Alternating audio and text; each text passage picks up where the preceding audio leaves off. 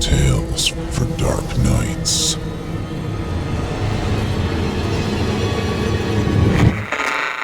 Want to make sure you never miss a Chilling Tales for Dark Nights video again?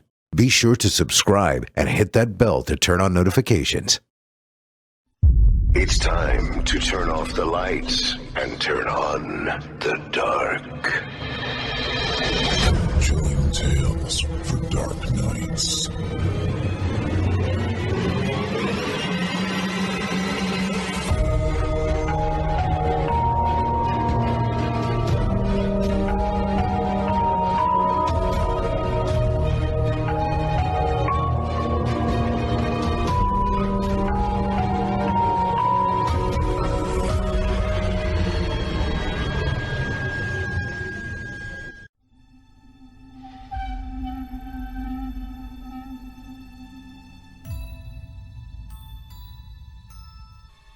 Good evening, listener. You're listening to Chilling Tales for Dark Nights. On tonight's edition, we invite you to leave behind your safe reality and descend with us into the frightening depths of the most terrifying imaginations with 2 audio adaptations of frightening fiction about frigid fates and not so hallowed ground. Well, folks, here we are, 2 weeks into the new year. I wonder what horrors await us. I'm your host, Steve Taylor, and tonight I'll be your guide as we traverse the dimly lit corridors of your darkest dreams. Joining us tonight to help bring to life the frightening fiction of Joseph Cadotte and Corpse Child are voice talents Danielle Hewitt, Melissa Medina, and Creepyface. Now, get your ticket ready, take your seat in our theater of the minds, and brace yourself. It's time to turn off the lights and turn on the dark.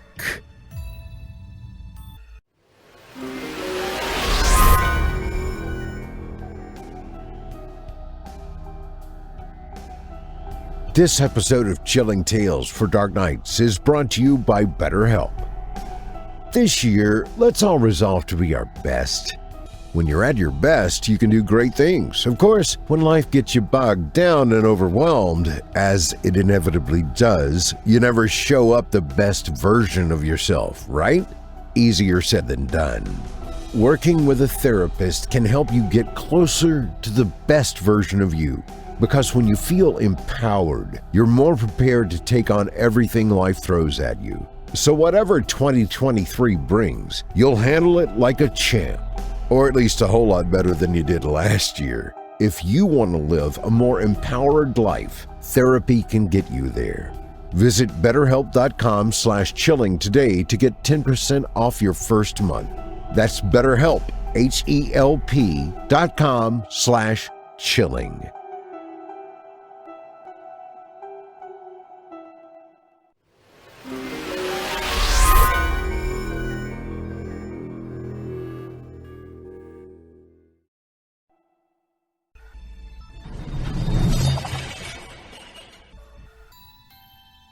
Our first tale this evening is written by Joseph Cadotte and is performed by Danielle Hewitt and Melissa Medina.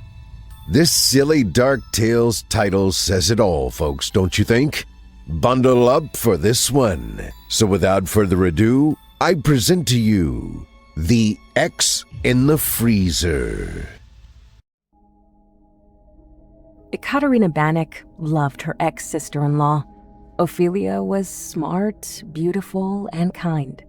According to Ophelia, her brother Gabriel was all of those things as well, but all Kat saw was a boy who'd ignored the best thing that ever happened to him to pursue whim after whim. She was more frustrated than saddened after he got partially eaten by a ghoul, even though Ophelia moped about until she fell in love with her ghost fiancé, but that was later. For Kat, Gabriel dying was just one more undeserved punishment he inflicted on her best friend. They had kept Gabriel's body in a freezer Ophelia had bought at Costco to hold her meat and dairy. They hadn't been able to get one of the uprights, so they had to fold him up and put him in their cheap chest one. His body was primarily intact. She had been able to transfer it from the Gull's walk-in fridge to Ophelia's basement before he had succumbed to rigor mortis, which was good, as it would have been much more difficult for the two of them to carry if he had been stiff. The bite the Gull had taken out of his shoulder had bled sluggishly, and a large tortilla had frozen to it. After trying to pull it off, Kat convinced Ophelia to just leave it there. It was also far from the first time they had to carry Gabriel's body into Ophelia's house.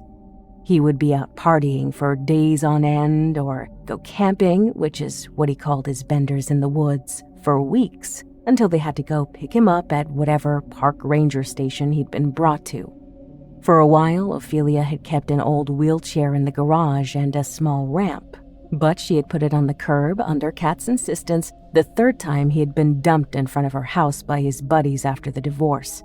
I miss the wheelchair, Ophelia had said when they were lugging his corpse out of Kat's Honda's back seat. She had the head and shoulders while Kat had the feet. Kat had offered to carry the torso, but Ophelia wouldn't be parted from the head. They had made the entire hour-long trip from the Ghoul's mountain cabin with Gabriel's head in his ex-wife's lap, because Ophelia had said it would look natural. "Do you think he'll turn into a ghoul or a vampire?" Kat asked, ignoring her. I don't think I could cut off his head and stab him with a knife. They had made it to the kitchen by that point. "I thought it was a steak." Read Dracula again. It's a big Bowie knife. "I think we should do it anyway, just in case." Kat went first down the stairs. Ophelia was bigger, but Kat was freakishly strong for her size. Kat tried to explain to her friend that mass was more important, but that just got glares. Reading other people had never been Kat's strong suit. You're his sister. You do it. "I think it would give you closure." Ophelia carefully put her head down, dragging an old dog bed over with her foot to cushion it. Kat dropped his feet and grabbed some old coolers that had been piling up in the basement. Every time he had gone camping, Gabriel had bought a couple new ones and stuffed it with alcohol and frozen pizzas that he would put his mushrooms on. They tasted terrible, even if you were drunk enough to eat them half-thawed. Together, they emptied the freezer into the coolers. They stuffed them full, but they still had too much left over to fit in Ophelia's fridge. After arguing with a silent Ophelia, Kat sent out a blast for a barbecue. Eating it later with their friends, Ophelia complained how she felt like Hitchcock was going to show up at their party. It was hard for her over the next few months. Eventually, on a trip to the North Carolina coast, after a stay in a man-eating boutique hotel, she met an ancient ghost who she fell in love with. Sure, he'd been killed by a skinwalker 400 years before, but unlike Gabriel, he was a perfect gentleman. Kat supposed that James was a safe choice, even if he did have a thick accent and absolutely awful attitude towards women, and no actual physical body. Ophelia never felt as if she was cheating on Gabriel. After all, it would be impossible to do so, physically. Eventually, she forgot about his body in the freezer, except when the power went out and the little generator filled her basement with fumes. When it was her turn to refuel it, Kat would suggest just leaving him out in the woods. By this point, everyone who knew him expected him to be found dead of exposure and half-eaten by scavengers. He's going to get freezer burn, She'd say, "Does it really matter? It's not like we're gonna eat him." I don't want my husband to be hurt anymore. While dating a ghost suited her for some time, after the months went by and James became more socialized, Ophelia began to want to go out on dates. Normally, he would join her for dinner or a movie, but no one else could see him. Getting a Bluetooth earpiece helped, but she got worse glares for that than when she had just seemed to be talking to herself. It was Kat who came up with the obvious solution. "We have my brother's body, and it's in unreasonably good condition, right? Yes?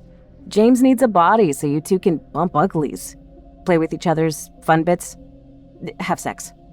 Show affection. Yes. So we thaw Gabriel and James can possess him. He's a ghost. That's what ghosts do." What if it doesn't work? We can't refreeze him. Then it's a win-win. Your boyfriend might get a new body, and we'll get to clear out the space in the freezer. Convincing James to go along with the plan was easy. He'd been incorporeal since the early 1600s and missed having a body, even the gross bits. There was a bit of a problem with the fact that Gabriel was stone dead, but Kat got some jumper cables and pumped some juice into him. That got the heart working just enough that James could jump in. He was stiff at first. They hadn't been able to thaw Gabriel evenly. A warm bath worked well on the extremities at first, but getting the insides warm enough had caused the ligaments to get floppy. The tortilla covering the bite taken out of his shoulder came loose, and he was oozing blood into the bath as well. His brain was a mess. The neurons had all been pulped when they froze, like a tomato left in a refrigerator, but that turned out to be for the best, as James didn't have to contend with any of Gabriel's memories seeping in. Ophelia and James got married, but to everyone else, it looked like Gabriel and Ophelia were getting remarried, something everyone had been dreading and expecting since their divorce. Some of their friends showed up to the reception because the food promised to be good, but mostly to lay bets on how long it would last. So far, they have outlasted every wager. Kat was really excited to be able to use the freezer again, but Ophelia made her wash it out a couple times first. I hope you enjoyed The X in the Freezer, as written by Joseph Cadotte and voiced by Danielle Hewitt and Melissa Medina.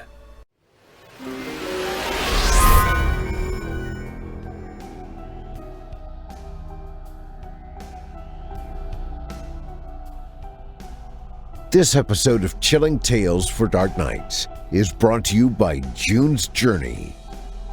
There are few things as captivating as unraveling a family mystery, especially one with as many twists as June's Journey. Play as June Parker and investigate beautifully detailed scenes set in the decadent 20s to solve her sister's murder.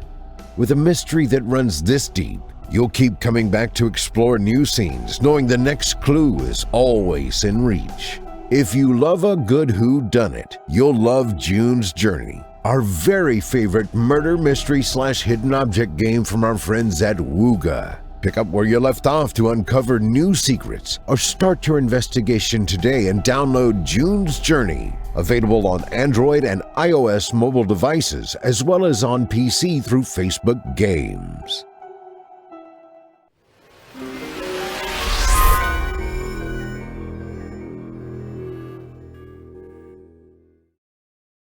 If you enjoyed Danielle's performance, you can hear more of her on the Chilling Tales YouTube channel, where she holds the third place championship title for 2019's Evil Idol competition. You'll also find more of her work on the Wicked Library and Creepy Podcast at www.creepypod.com. As a reminder, voice actor Melissa Medina's work can be found on the official Chilling Tales for Dark Nights YouTube channel, as well as her website, hearmelissa.com. That's HEARMELISSA.com. Our second tale of the evening comes to us from author Corpse Child and is performed by Creepyface. An aspiring journalist is sent to investigate the reopening of a local beachfront with a horrific body count in its past. Now, without further ado, I present to you Bloody Shores.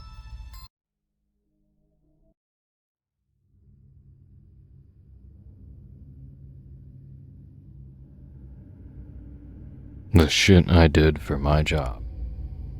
Let me tell you. I loved to write. I used to write for the newsletter back in high school. In college, I actually earned my associates in creative writing. Had I just decided to stick through school instead of taking the first offer a journaling outlet hurled at me to come on full-time with them, I easily could have made out with my bachelor's, if not even my master's degrees. It would have kept me out of what happened, too, more than likely. Though, I guess it's a good thing I was involved the way I was. I'll say right now that none of the names have been changed of those that were involved with this. Well, at least any of the people I actually knew. If what I've seen escalates the way I fear it might, trust me, you'll be glad that you're only hearing this. I already tried publishing this story to Porterhouse Press for their magazine, but they said they won't accept it, claiming it's just too unrealistic and insensitive to families of the victims. Ironic, if you ask me, given they were the ones to assign me the project in the first fucking place. I guess their reach has gotten to them too. Okay, now that that's out of the way, here's what happened. It was midsummer of 2018 that the first body cropped up on the beach at Sunny Shore Resort. Or at least, the first body people actually noticed. A giant panic had started over it, as you'd figure it would. The body, a man by the name of Eugene Lester, had seemingly washed up onto the outer edge of the beachfront when he was found in the middle of the afternoon. As the story goes, according to the mass media coverage of the incident at the time, a couple of kids ran screaming to their parents when they found Eugene's body, evidently having been shredded all to bits, crying that there was a shark in the water. The parents asked where they'd found the supposed shark attack victim, to which they led them to Eugene's body. The parents, now obviously hysterical, alerted both the lifeguard and the local police to the scene, resulting in the closing of the beach for the rest of the afternoon. The beach stayed closed, too, until 7 a.m. the next morning. That's right. Apparently, possible shark attack, as well as, finding a fucking mutilated body, wasn't reasonable enough cause to keep the beaches closed until they could assure public safety. For whatever reason, though, this was just swept under the rug for the most part, too. Beachgoers and tourists for you, right? Couldn't give less than a single damn in the world, so long as they can get their tan on. Well, in any case, things were smooth sailing again afterwards until about a month later. Another incident was seen on the news. This time, it was 2 bodies, lying face down in the sand, torn apart like they'd just been passed through a paper shredder. This time, it was a pair of teenagers, a 17-year-old Frances Wheeler and 19-year-old Rhonda Casquillo. Both of them, just like Eugene, were only ID'd by dental records, and, from what I heard, even that was a challenge, because of how few teeth they were even left with. The biggest difference here, though, is that while Eugene Lester had at least been found relatively in one piece, Frances and Rhonda were not so lucky. With them, it was just their heads and about half of their torsos apiece. This would be when Sunny Shore would of course have to close off the beach for the rest of the year. I doubt they'd have kept it closed like they did if it didn't happen to already be the end of summer anyways. Investigations into the murders were brief at best. I didn't have to be Batman to look at a couple of scraps of meat on the sand and say, "Yep, shark attacks, case closed." People seemed to accept this too, which was why there was no public outcry against the police as to why there were no real investigations. This, however, wasn't enough to quell the outrage about why they never bothered to take any real proper safety measures to ensure more people wouldn't fall victims to quote-unquote shark attacks. Even this was basically waved off by the saying they'd take better precautions next year to ensure the safety of the public. And, of course, they actually bought it. So okay, you're probably wondering now, well, did they make good on their word? Was the beach safe to return to in the summer of 2019? To that, I answer with a question of my own. Would I be here, telling you this shit now, if that were the case. So, early July of 2019 rolls around. Thus far, everything's been smooth sailing, right? No incidents, no dismembered bodies spontaneously washing up from the ocean. Just a smooth 3 weeks of fun at Sunny Shore Resort with the entire beachfront packed slam full with tourists and vacationers having a grand time kicking off the summer. Everyone was carefree and willing to put the incidents of 2018 behind them and move on, believing surely they made good on their word to make sure the beaches were safe this year. Right? Then, the first week of July rolls around, with, you guessed it, another body. This time, it was a 25-year-old aspiring model for Paramore Quarterly named Rita Kettle. Would-be Mrs. Paramore 2019 was found early morning on the same outer edge of the beach as the other three, missing everything but half a torso. Fortunately, the sharks didn't seem to want much else of her. Otherwise, her fingerprints lifted from her right palm wouldn't have ID'd her. With this, of course, came once again the masses crying foul at the Sunny Shore Resort administration and the authorities. And once again, they simply waved everything off as shark attacks.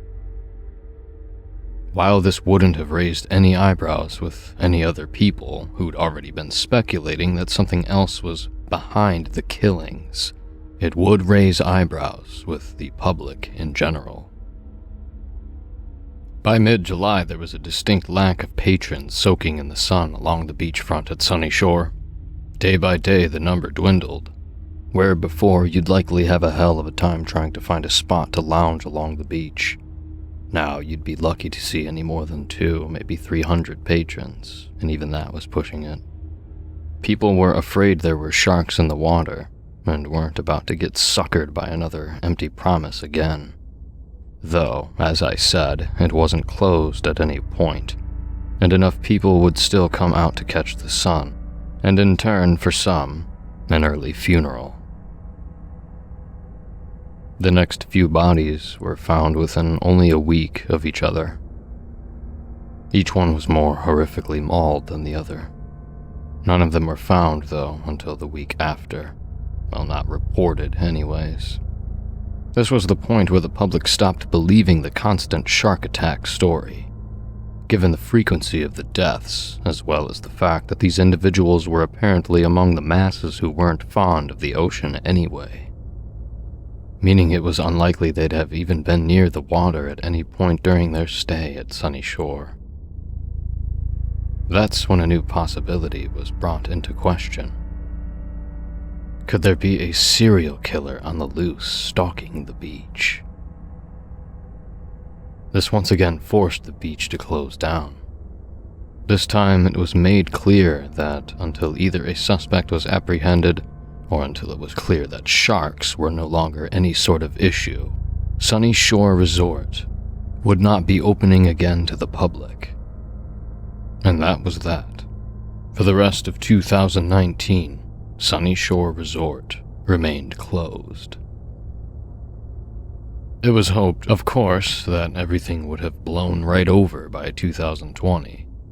But not only had authorities found any suspects fitting the murders, but even if they had, well, the lockdown would have scared people away from wanting to vacation Sunny Shore Resort anyways. So 2020 and 2021 also passed by without a word from Sunny Shore as to if and or when it might be opening the beaches back up again. By that point, I'm pretty sure most had believed they weren't. It's entirely likely, too, that they'd lost interest, having had to remain indoors for almost 2 years anyway. At least at home, there wasn't the risk of ending up a shredded hunk of meat baking under the sun.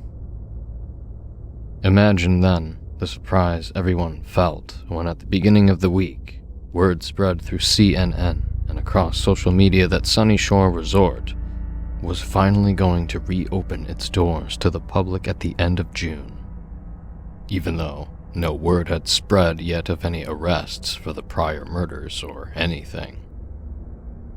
The authorities, sure enough, gave them the green light. And with that, people decided to give Sunny Shore one last chance. Obviously not without a sense of caution or controversy going around. Over the 2 years, the place remained destitute. A small rumor started going around about the Sunny Shore slasher. While admittedly it wasn't a huge rumor in of itself, at least not in my opinion, it was enough for media and magazine outlets to want coverage and information on the topic. Magazines like World of Weird. This is where I come into the picture. See, I'd been doing small puff pieces as a freelancer for World of Weird Quarterly for about 1.5 years by that point.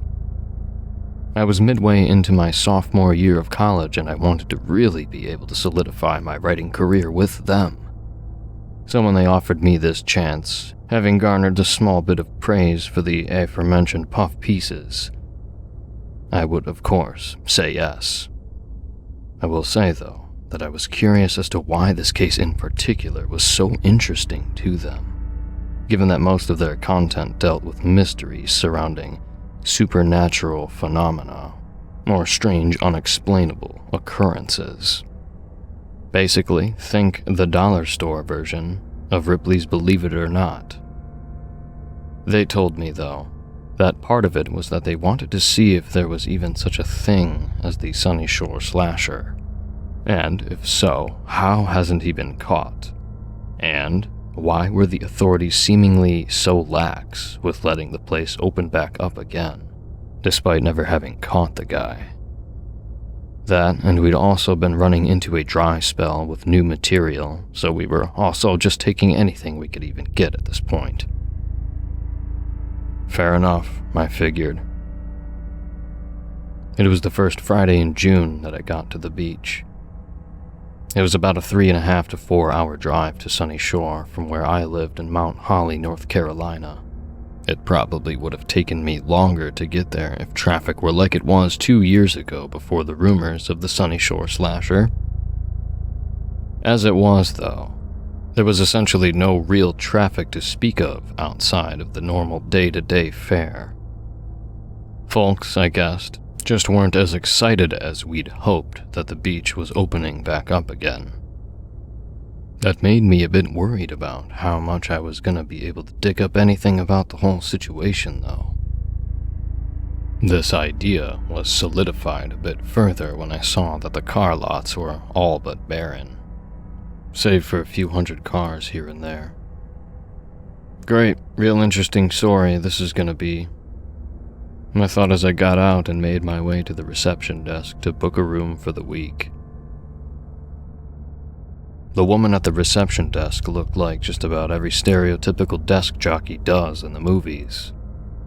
Tired and wanting to be literally anywhere else than stuck behind a piss-yellow counter, staring at a computer screen all day for a place that, by just about all accounts, shouldn't even be operational.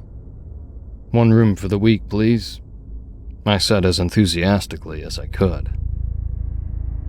She looked at me, eyes almost glazed, zombie-like. "Let me see what we have a vacancy for," she said, sighing.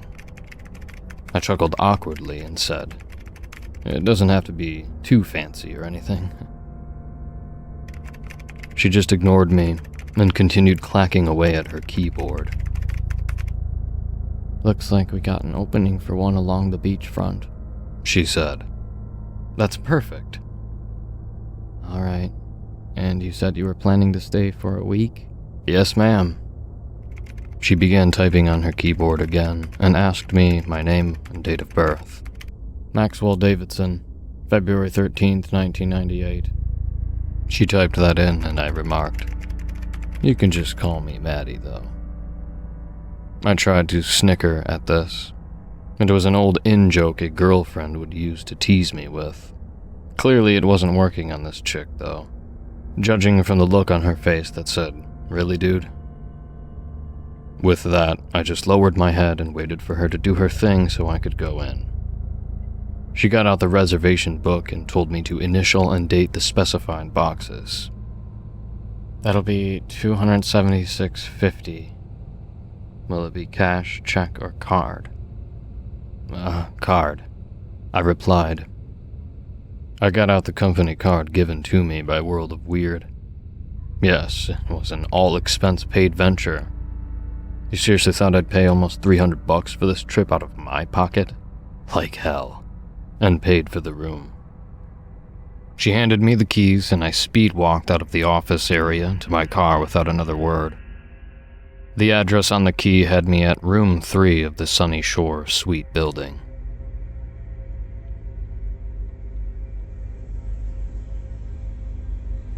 Once I was at the resort, I parked in front of the suite before grabbing my camera and journal and heading out to the beach. It was already getting to be 6 o'clock by that point. Sun was going down, and I wanted to get started gathering as much information on the story as I could as early on as possible. So I figured I'd hold off for the time being on getting all set up in the room and all that. When I got down to the beach, the air was a smooth breeze, and the sun was already a quarter of the way gone. Yet, there were maybe about 100 or so people out on the beach. Now, I bet you're probably thinking, well, yeah, but who usually lays put on the beach at a time of night like this anyways? How are you gonna soak in the sun if there's no sun? Fair point, except for the fact that, again, Sunny Shore was known to be slam full basically from dusk through dawn. Regardless, I started snapping some pictures to use for the piece, particularly looking for any unnatural or out-of-place aspects of the beachfront. Aspects such as a significantly secluded area that serve as a dumping site, or perhaps even a hideout for the mysterious Sunny Shore slasher. Needless to say, though, no such place turned up. Everything was more or less calm. If nothing else, I figured it'd be nice to have a few pics of just the beach itself to go with the story. Of course, that meant I actually had to find a story. With this in mind, I decided to start by asking a few of the patrons on the beach of their thoughts. The first was an older, overweight, hairy guy chowing down on one of the chili dogs from the nearby food stands. "Excuse me, sir?" I asked. He didn't even look at me, too busy stuffing his fat cheeks with chili. "So, I was wondering. See, I'm not from around here, and I wanted to know, is it true what they say about this place?" This time, he looked over at me, mouth still full and dripping with meat and bean juice. "What's it to you?" he responded, spewing chunks of food at me with every word out of his mouth. I sighed, wiping a soggy bit of bread and meat mush that landed on my face. Fucking really, asshole?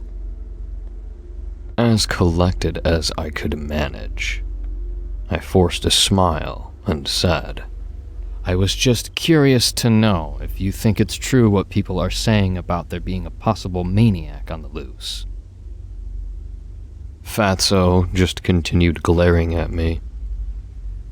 "Yeah, I believe there's something out there," he snapped, spewing more food at me. I wiped my face off, again, and asked him what he meant. "It ain't no man." What? I asked, raising my eyebrows. He looked around anxiously before telling me to come closer to whisper. I hesitated. Even if I was afraid of Big Brother or whatever, I'd rather deal with that than have this joker spewing literal shit in my ear too. I waited for him to swallow his mouthful before leaning in to listen to him. "I think there's something else going on," he whispered. "I don't think it was a man that did that to them folks way back when." "What are you talking about? What did it then?" I think something in the ocean's been getting them. You mean like sharks? You think the rumors about them being shark attacks were real? I thought you said you weren't from around here. He whispered suspiciously. I'm not. Like I said, I've heard about the rumors surrounding this place, and I figured I got no further. You're with them, ain't you? You're a goddamn secret operative or something, ain't you? What? No, Yeah, I see what's going on here. You're trying to figure out what I know so you can take me away, ain't you? He started backing away from me, even cradling the last quarter of his chili dog to him like it was an infant. Sir, wait, Fatso was already lumbering down the beach, yelling, You won't probe my mind. Great. Off to an amazing start here, I said to myself, sighing.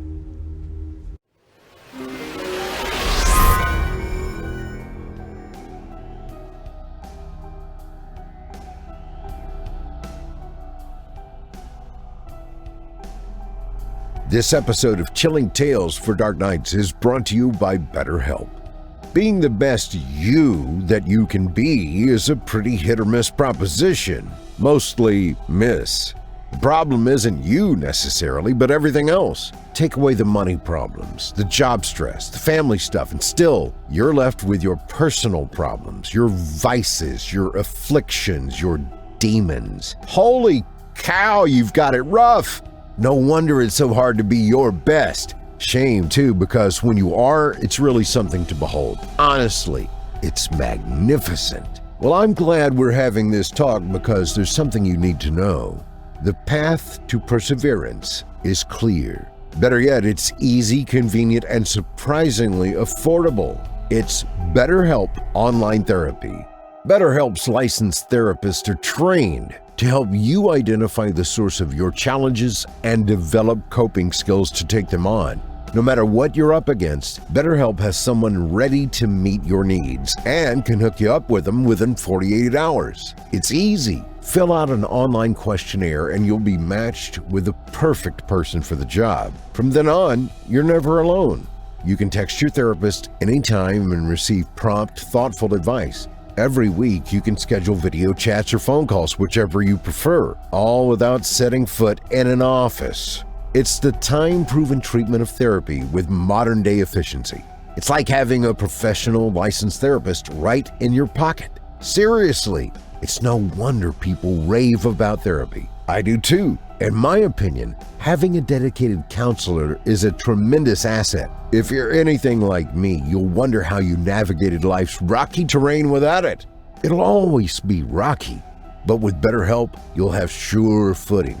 Don't take my word for it, though. BetterHelp has helped empower 3 million people with professionally licensed and vetted therapists to date.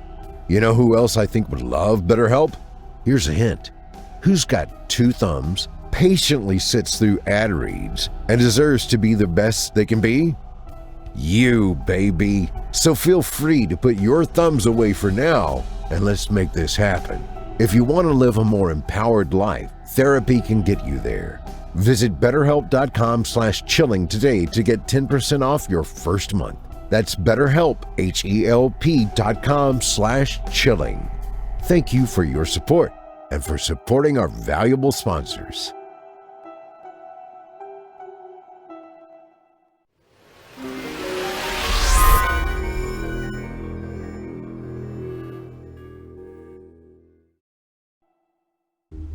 The sun was sinking further and further. Many of the already few patrons that were even on the beach to begin with had by that point left. There were, however, a group of 3 other younger-looking folks who hopefully weren't paranoid fucks who didn't know better than to talk with their mouths full. They were young, and none of them were stuffing their faces with chili dogs or anything, but I knew they were all stoned out of their minds. Yo, what's up? One of them, a lanky-looking kid with long hair, called out as I approached. The others turned to look at me, also calling out. I sighed again. Another bout of geniuses. Hey guys, you mind if I ask you a few questions? They started busting up laughing, while also scrambling to snuff out the joint they had. Guys, it's all right. I'm not a cop. The first one stopped, then his foot raised to stamp the joint out. He stooped back down to draw it back out of the sand before taking another drag of it. So, I'm not from around here, and I was wondering, is it true what the news has been saying about this place? I think they tried saying something, but between all the giggling and, "Oh shit, for real, bro," banter, I couldn't make heads or tails of a damn bit of it. I rolled my eyes. This was getting me nowhere. One thing I fortunately was able to make out was a vague detail about the Sunny Shore slasher, usually coming out at night. Again, it was vague, and frankly kind of cliché. But it was also the only consistent detail of the differing stories that they'd stick with. Between different variants of the guy being either a disgruntled vagrant, a pissed-off ex-resort employee, as well as the last one claiming he was some sort of Jason Voorhees knockoff, being an undead killer back from the dead after drowning in the beach. For professional purposes, I went ahead and jotted down these theories. What I could of them, anyways. Including Fatso's half-baked conspiracy about whatever it was being from the ocean. If nothing else, regardless if there was any credibility surrounding the Sunny Shore slasher, or any of the stories surrounding him or not, then I might at least be able to provide a small piece on the effect of hysteria that such rumors caused. One way or another, I'd have a story. By the time the three stoners were finished barraging me with 3 different stories, the sun was all but completely gone. Only the faintest light being shown over the horizon. I glanced around the area, noticing nobody else besides us 4. I thanked the 3 for the quote-unquote insight, and began walking back to the suite building. I was exhausted too. Long drive and several hours wasted on the beach with essentially nothing to show for. I'm just gonna get some rest. Tomorrow morning, I'll wake up and have a fresh throng of interviewees, ones who might actually have a lick or two of damn sense. I made it back to the room, where I took a quick shower and whipped up some dinner. I sat down on the couch to eat when my phone buzzed. It was a text from Nolan. Nolan was my sort of sidekick on the project, offering to look into specific details about Sunny Shore Resort and its history, as well as any significant historical details about the surrounding area. It was a message of him asking if I'd made it yet. I told him I had just a couple of hours ago. Found anything yet? Not really. You even start? Yeah, but nobody seems to know anything. Not anything useful, anyways.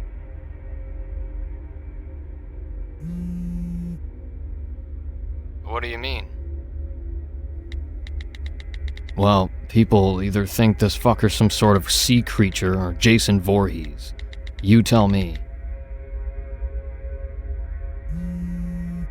Wow, really? Laughing my ass off. Yeah, stupid, right? Makes me wonder if there's ever gonna be anything worth trying to send in. What about any sort of posters or banners or shit like that? What do you mean? What banners?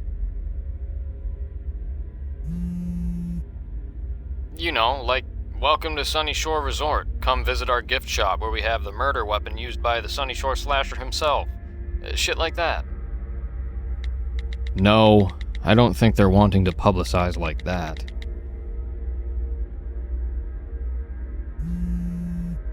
Really? You'd think that'd make him a killing, you know? Who knows? Anyway, I'm gonna try again tomorrow with a few of the other locals in the area, see if any of them know anything useful. Alright, keep me posted. I'll keep searching for anything interesting on my end. Gotcha. I followed that with a thumbs up before putting the phone back down. After dinner, I decided to look over the little data I actually gathered, seeing if there maybe was something there that I didn't want to risk overlooking by accident. At the present, I couldn't connect any real dots, except that something around the beach area was indeed killing people off, and that who, or whatever it was, definitely had something to do with the ocean. I was also already getting the impression, given the obviously lax approach so far, that the authorities, as well as the Sunny Shore Resort management as a whole, knew something. Something they, for whatever reason, didn't want the public getting wise to. But what? I decided I'd call it a night at that. Figured what's the sense in burning out this early on, you know? I didn't have much, sure, but I could have at least considered what I had a start, right? I planned to go to the management office the next morning, schedule a meeting with either the CEO of Sunny Shore Resort himself, Harvey Whitaker, or at the very least, one of the other upper management representatives of the company. Basically, just anybody who'd have enough insight to tell me if there'd been any sort of history with shady characters in the past, such as, say, an ex-employee or an ex-customer looking to get some sort of payback or something like that. The next morning, around 8 a.m., when it opened, I went down to the office and was greeted to tired Tracy, the receptionist, again. "What can I do for you, sir?" She groaned. "Yes, I'd like to speak with one of the administrators, please." She rolled her eyes and began clacking away once again at the keyboard. "It looks like Mr. Whitaker isn't in his office right now. Is there any of the other higher-ups I can speak to?" She turned and typed on her keyboard before facing me again and telling me there weren't. "Well, do you have any idea of when he'll be back?" She shook her head slowly. "If you like, I can take a message. Leave your name, phone number, and room number. If you're filing a complaint, I can also give you the number to HR." I just forced a smile. Yeah, maybe I will complain, I thought, saying goodbye and leaving the office. No, I didn't actually call HR on her. What I did do, however, was head back down to the beachfront. Figured it might not be a bad idea to try out the locals again. The sun was only about halfway up by that point, and I figured it'd be a few more hours before the idiots would swarm the beach again. The beach was calm again, just like last night. Obviously, there weren't many people around at all. But I wasn't as caught off guard this time. I know I said this place was usually stuffed to the gills, pun intended, but that wasn't till usually after 12:30 or 1, somewhere in that stretch of time. I started snapping pictures again, wanting at least a variety of shots along the beachfront. Some of the nighttime sky, and now some of the early morning. If I was gonna end up with nothing for the piece, story-wise, then I'd at least have some kind of variety with the pics, right? So, I stood for about 20 minutes, snapping away, when I noticed at the far end of the beach, toward the boardwalk, a gaggle of seagulls were all clustering together at one central spot just a foot away from the receding tide. Curious, I snapped a picture before walking that way to investigate. I noticed how all of their heads were bobbing up and down from the spot, picking at something. Must be fighting over scraps of a washed-up fish. About a foot away, one looked over and spotted me before spreading its wings and taking flight. The others soon followed. And that's when I was met up close for the first time with the Sunny Shore Slasher's first victim of the year. The body, well, maybe I should just say the torso, was covered in large, deep gashes that didn't leave any bit of it untouched. There were no arms or even a frickin' head attached. Just an armless, legless, headless hunk of meat sitting there in the sand, having been a good deal picked away at by the gulls. I won't lie, I was sickened. Hell, it was everything I could do to not just up and dump my stomach right there on the beach. What the fuck? What happened? Who is this and how long have they even been here? I looked around. Nobody even seemed to notice. What am I gonna do? I wondered, panic starting to mount in my head. Yeah, call the cops, obviously. But then what? What will happen then? Best case scenario, they'll shut the place down again. Great, but then I'll have wasted the trip down here, and I wasn't big on the idea of going back to World of Weird empty-handed. But then again, what if they didn't? In fact, it seemed more likely to me that they wouldn't have, given their actions from the past. I'm not entirely proud of doing this. Disrespectful to the dead and all. I took a few pictures of the remains before running from the site and back to the suite. As soon as I got inside my room, I bolted the door and drew all the curtains before picking up the phone and frantically dialing 911.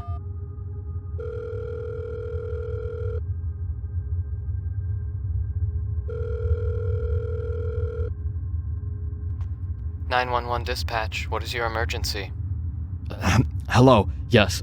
My name is Maxwell Davidson. I'm in Sunny Shore Resort and I need to report a murder. Okay, and you said you were at the resort? Yes, ma'am. Okay, sir. And can you tell me where you saw this take place? It was on the beach, ma'am.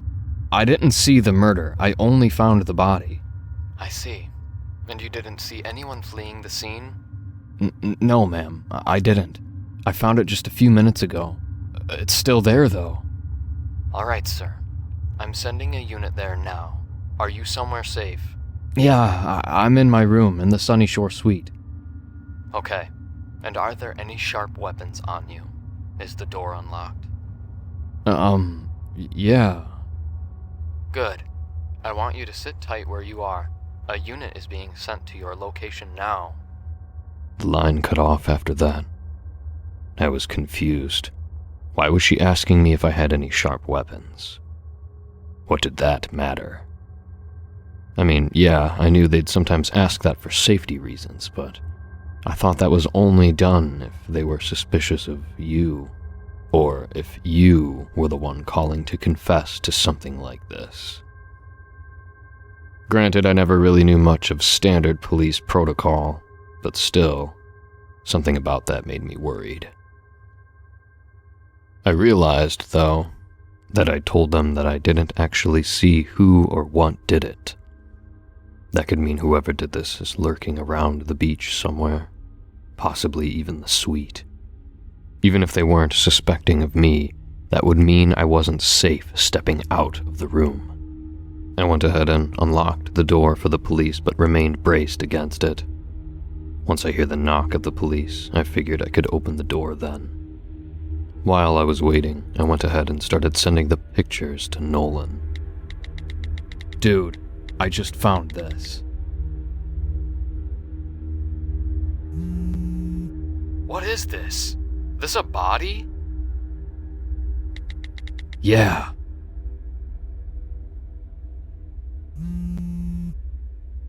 What the fuck? Where? When? Who? I don't know. I was out on the beach again this morning, and there it was. Have you called the police? Yeah, I just did. They're on their way. Listen, I need you to print out copies of those pictures for the story, okay?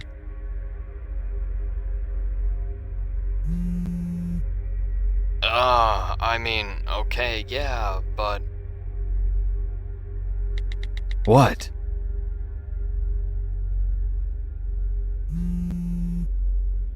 I mean, isn't that kind of fucked up? Look, I know, but I'm gonna have to end up giving the ones I took over to the cops when they get here, and dude, I can't really explain it, but something tells me they wouldn't exactly be big on the idea of showing any of this or letting anything reach the public. This might be the only way this isn't completely lost forever, you know?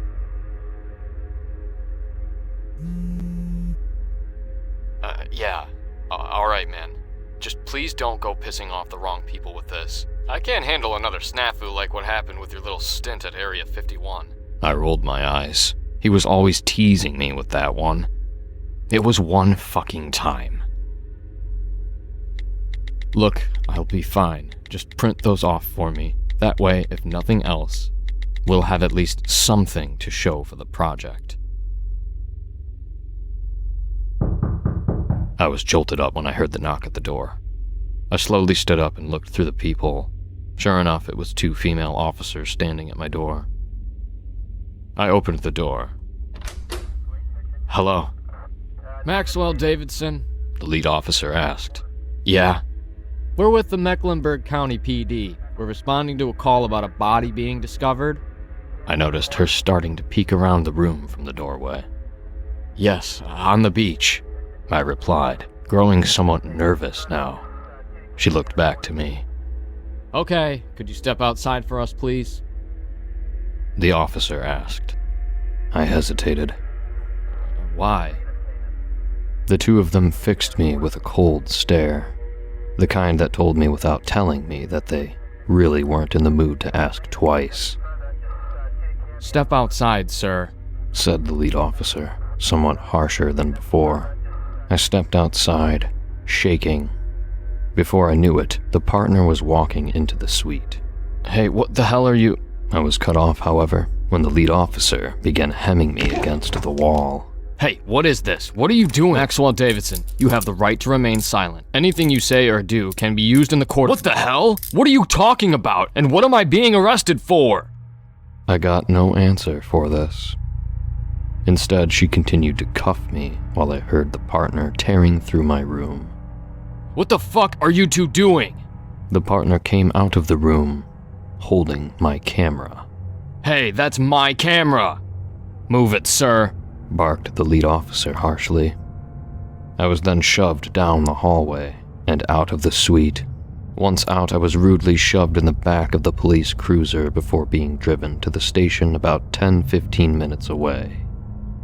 Once there, I was essentially dragged out of the cruiser into the station before being thrown into a chair. Hey, easy! What the hell is going on? The lead officer sat in the chair across from me. She began laying out photos. Look, this is a mistake. There's a maniac out there and you're harassing me? You recognize any of these folks? Her voice was monotone, cold and blunt. I looked at the photos. They were all of shredded human remains. What the fuck? No, I haven't seen these people before. The 2 officers glared at me.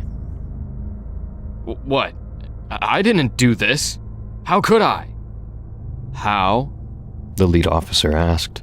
Well, the way I understand, you had no trouble offing that poor bastard you confessed on the phone about. Whoa, confessed? I didn't confess to shit. I was about to jump from my chair when I watched the partner reaching for something in her belt. Yeah, I'd advise keeping yourself in check there, boy, she said coldly. Look, I didn't kill anybody, okay? I saw that body and immediately called you. Oh, really? Lead officer asked. The first thing you did, huh? She held up my camera. So, you decided after you called us to start snapping pictures of your latest accomplishment? What? No, I didn't. So here's the story as I understand it. You, after all this time, come around here after we finally get the place opened back up again just to start up your little killing spree, huh? What? I shouted. The partner reared back to her belt again. What the fuck are you talking about? I didn't kill anyone! She turned to her partner. Yeah, that'd sound about right to me. What about you? The partner just kept eyeing me, nodding in agreeance. I couldn't have killed them. I don't know them, hell, I've never even seen these fuckers before in my life. Give me one good reason why I'm supposed to believe you. What do you mean? I already told you. I called you right after I found that body. Your latest victim, you mean? My body began shaking violently. God damn it! Have you heard a single word I've said? I did not kill anybody! The maniac's still out there. Then why are you taking their pictures? The partner asked, still glaring daggers at me. You press? No, I mean, nah, you shooting a movie? Is that it? You trying to shoot a snuff film? The fuck? You people hear yourselves? A snuff film? Really? So you admit it was for your sick collection? No! I yelled, this time bolting from the chair. I was ready to wrap my hands around both their throats and start shaking the hell out of them to make them fucking listen to me. As soon as I went to my feet again, Miss Trigger Happy drew her gun and aimed it directly between my eyes. You know, this isn't exactly helping your case here. Lead officer chided. I stayed locked in a staring match with the partner for another minute and a half before diverting my eyes back to the lead officer. I closed my eyes and inhaled. I took those pictures because I'm here with a magazine company. Lead officer glanced over to her partner. The partner just remained focused on me. I thought you said you weren't with the press. I'm not. We're just a startup. What, magazine? She asked, using air quotes. World of Weird. Never heard of it. She looked to the partner again. Again, the partner wouldn't take her eyes or her gun away from me as she shook her head. You probably wouldn't. Like I said, startup journaling house. Just started back late 2017. And we haven't picked up much traction. So why'd they send you? Why here? Well, to find the same thing you're looking for, more or less. What do you mean? I was sent to see if there was any truth to the stories. I only heard about them myself just a couple weeks ago when I was given the assignment. Like I've been saying, I'm not even from around here. So they sent an out-of-towner here to the resort on some sort of journalism snipe hunt. I noticed she had this weird sort of reassurance in her voice when she said this, like she was glad to hear it, that I was, quote-unquote, an out-of-towner on a snipe hunt. Sure, but I don't. She stood up and waved for the partner to take her gun off me. All right, Mr. Davidson. You're free to go. Sorry for any inconvenience. We'll be escorting you back to the resort. I stood dumbly. Huh? You were right. We jumped the gun here. We will, however, be keeping your little camera. Don't need you going around trying to spook folks around here when it's clearly nothing but a shark attack. Wait, what? I exclaimed. But I need my camera. She just looked at me with a shit-eating smirk and replied, Again, give my regards to Planet of Bizarro Land, or whatever. The two then left before two more officers came in and escorted me out to the cruiser to take me back to the resort. On the ride back, one thing kept repeating in my mind. That was too easy. Everything about that situation was wrong. For starters, despite being so quick to supposedly believe I'd done it, then confess over the phone, they never tried making me show them where I'd even found the body.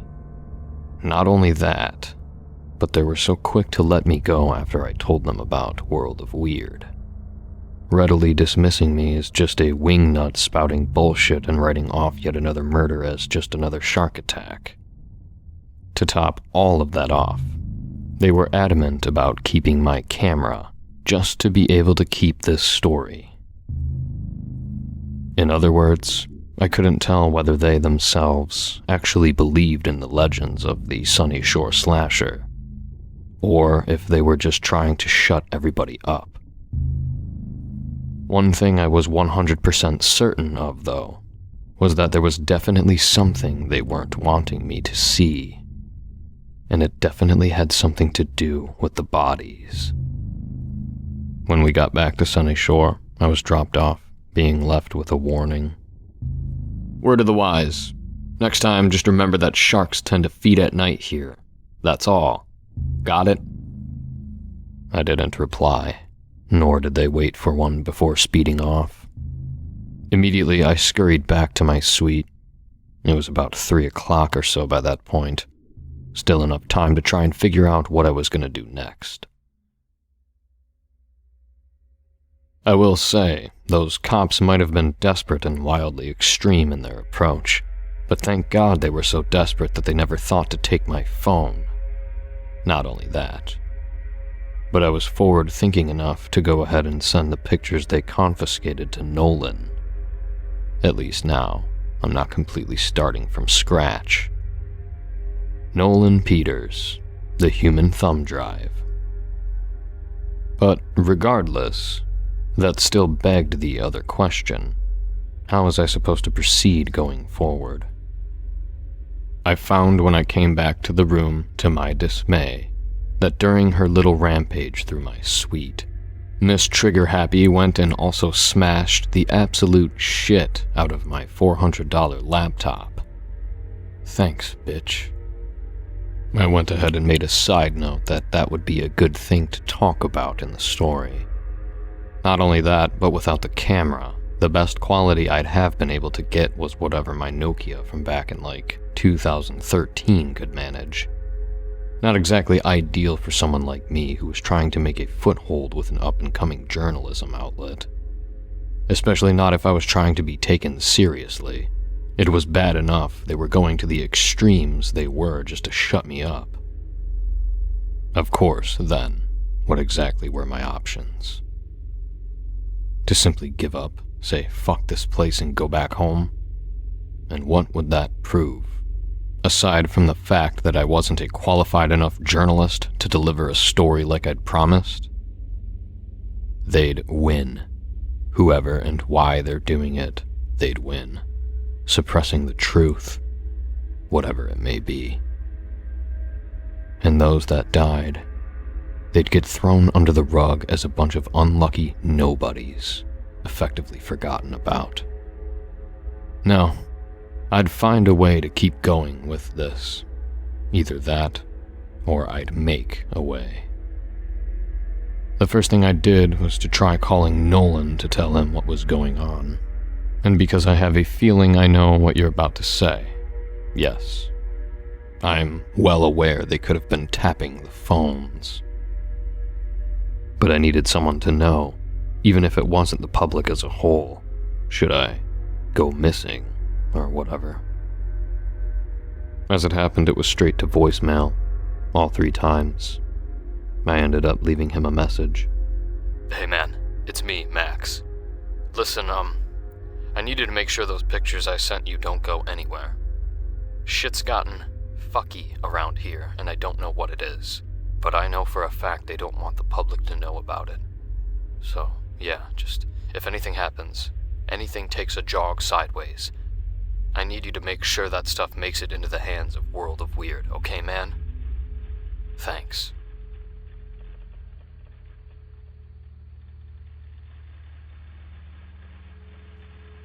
After that, I decided to make a little bit of food. I guess being arrested and harassed can work up an appetite, huh? I figured two things.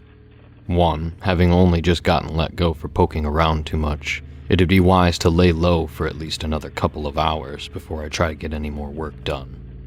And two, I can almost guarantee that this latest victim would be swept under the rug, and I could sneak onto the beachfront to try and get some more pictures. And also, curiosity got the better of me. I'm sure no one would be around, not even police. It was about 5 o'clock when I decided to head back out again. Even if the only pics I'd be able to get were just shy of utter dog shit, at least they'd be something. Another detail that occurred to me as well, thinking back to the other cases, as well as the one from earlier. Whatever was happening to these people, it was happening overnight. That would mean, if I were to catch anything interesting, it was most likely to be at nighttime. I just hope the flash on this piece of junk works. So back out on the beach I went. In a more surreptitious manner, mind you. So I got to the shoreline and began walking, constantly looking back and forth over my shoulder to see if either Miss Trigger Happy or her CO were keeping eyes on me. The sun was quickly sinking below the horizon again. I decided to pay attention to the tide itself. If it was something from the water, I thought I might have the best chance of spotting it by paying close attention to it.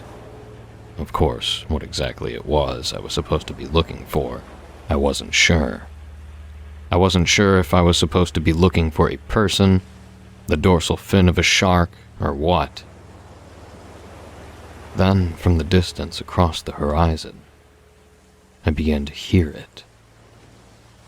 It was strange at first, sounding like a mix between some sort of distant drum beat and the sound of a humpback whale doing a mating call. Deep and echoing. I took out my phone and did my best to zoom in on where I thought the sound was coming from. I couldn't see anything at first, just the current rush of the night tide. Even maxing the zoom didn't help. There was nothing there. I looked around to see if any of the other 10 or 12 people that happened to actually be on the beach could hear it too. Sure enough, I wasn't the only one who could hear it, though apparently I was the only one brave enough to stay where I was. Just about all of them began running away from the ocean. What the hell? What's going on? Why is everyone running in a panic? I looked back toward the ocean. I still couldn't see anything coming out of the water. However, I did spot a sea of foam seeming to come from the area where the whale-ish sounds were coming from. The foam traveled on a direct path toward the shoreline. I snapped a picture of it and instantly texted it to Nolan. Even if it was nothing, it was evidently enough to scare the absolute hell out of these people. I could at least use that in whatever piece I'd be able to scrape up with this project, right? About halfway to the shoreline, though, I actually saw something emerge from the water. A fin. An actual fin. Mind you, though, it wasn't the dorsal fin of a shark. No, this one was sort of webbed. The kind you'd find on a trout or tuna. Actual saltwater fish, despite the fact that, at least last I checked, neither of those were known for their ability to devour people like what was going on here. I squinted to try and get a closer look. Whatever it was moving fast. It didn't take but the lesser half of 2 minutes before the thing had made it almost right up to the shoreline. I actually stumbled trying to backpedal away from it. Soon, I finally saw more of the thing break the surface of the water. That's when I damn near had a heart attack. There, along the shoreline, standing around 6.5 to 7 feet tall, only about 3 feet away from me, was a... fuck. It was humanoid, muscular and visceral. Think the Gill Man, but if he was juicing every 2 hours before pumping mad iron. Tentacles were writhing out of its fucking back, covered in what looked like thorns, giving them an appearance similar to barbed wire. In the words of Bill Paxton, "Game over, man. Game over." I laid on my back in the sand. I couldn't move. I was frozen. Every muscle in my body feeling like they'd been blasted with ice. Creature from Sunny Shore Resort took 2 lumbering steps toward me. I kid you not. I could feel the ground tremble in fear beneath the 2 steps.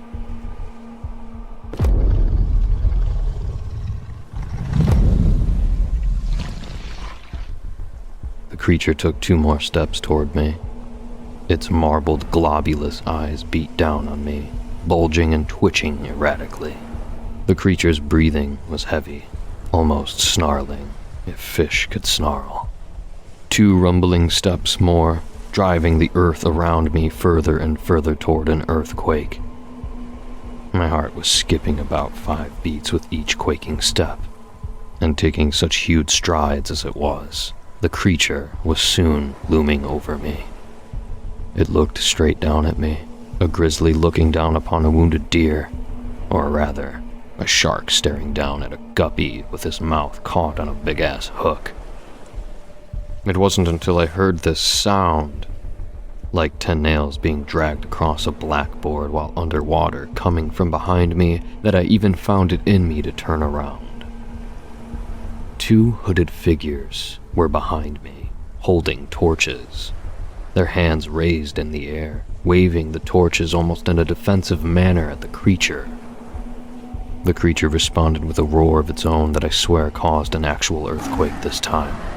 I didn't know what the fuck I was supposed to do, and before he decided to be a wise ass and say, "Run, Forrest, run," keep in mind, I was essentially cut off, even if I could manage to make myself move. There was no telling how quickly this thing would snatch me up and plant my ass back in the ground. Never mind, of course, the druids standing behind me. They continued waving their torches at it, screeching. This went on back and forth between them for the better part of a minute before I watched them step closer to us. The creature did not move. One of its twitching eyes remained fixed on me while the other was deadlocked on the druids like a frickin' chameleon.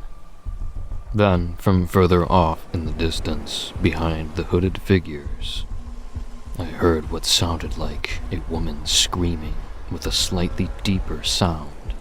I heard her cry out.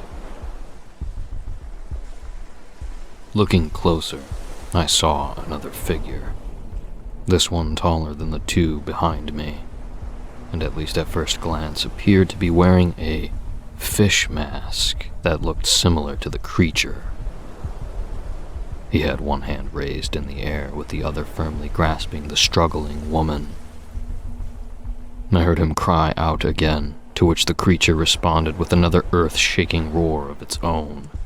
The masked figure approached the 2 hooded ones, dragging the woman behind him almost effortlessly, despite seemingly fighting for dear life.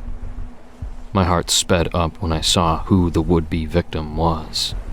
It was the receptionist, Tired Tracy. Holy mother of... They aren't about to. She screamed out again for her captor to let go. He paid her no mind, though, drowning out her screaming with his own screeches at her. Tired Tracy tried scratching at the man's face, only to have her arm twisted, causing her to cry out again. I was confused, frightened, as well as just straight up fucking panicking at this point. I was at a complete loss for what I was supposed to do. How is this happening right now? I looked around and sure enough, nobody but us were there. No one was going to help us. I was at a complete loss for what I was supposed to do. I knew I couldn't just sit there and watch as they would just up and feed her to this thing like it looked like they were about to. I didn't like the chick, sure, but I didn't want to see her become live bait either. But then what the hell was I supposed to do? Even if this thing wasn't built like the Incredible Hulk had a baby with Ursula from The Little Mermaid, it was still 4 against 1. I'm no kind of fighter. I didn't have any weapons with me either. Just my phone and the clothes on my back. The phone. That's when I looked up and realized that the creature's left eye was no longer watching me. Now its attention was fixed solely upon its impending supper. I took out my phone then, making sure the flash was on, given that the sun had just about disappeared entirely, and snapped photos of the scene around me. I basically started snapping away blindly, not at all trying to focus on anything in particular. Not only did I try to get proof that what I was seeing here wasn't some hallucination, and I hopefully wanted to divert their focus away from Tired Tracy enough for her to possibly break free and run. Well, sure enough, this actually sort of worked, though it proved just how little I'd actually thought this plan out. I'd taken about 15 or 20 pictures with my phone before I realized they were all now staring at me. The creature, the masked man, and the 2 hooded figures, all now glaring at me. With this, their collective distraction, Tired Tracy wrenched her wrist free of the masked man's grip and took off back toward the suite building. She was free, but now I was screwed.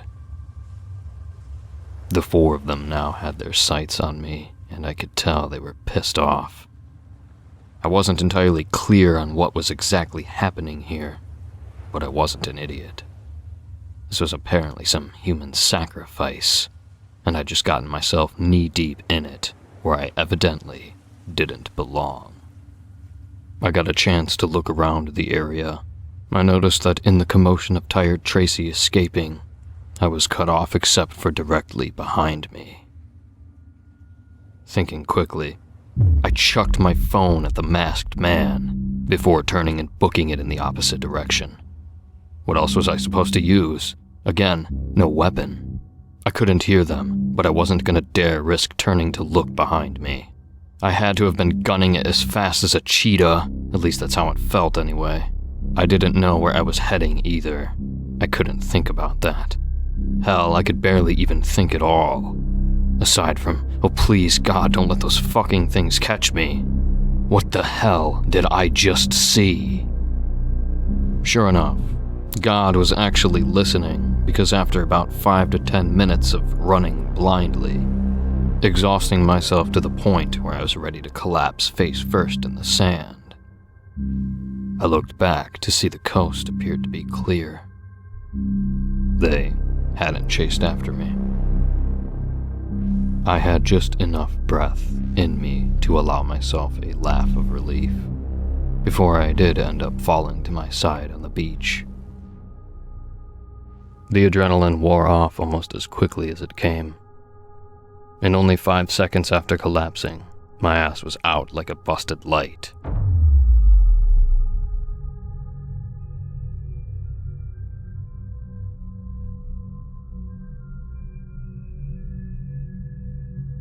It was morning before I woke up again. The first thing I saw was 2 of the stoner kids from before. Dude, are you still alive? One of them asked, looking like he'd just seen the face of God and was about to have the secrets of the universe told to him. Huh? What the fuck? What happened? You were wiped the fuck out, my dude. Another kid squealed excitedly. I looked around. Everything looked fuzzy, clouded. Where am I? On the boardwalk, the first one replied again. Bro, I think the man wigged out a little too hard last night, the other one exclaimed. He pulled the joint he was puffing out from behind his ear. Here, dude, take a puff, help you loosen up. I looked at him groggily. I won't lie. I was stuck in between wanting to put my foot in all 3 of their asses and actually saying fuck it and taking the joint. I ended up doing neither of those things.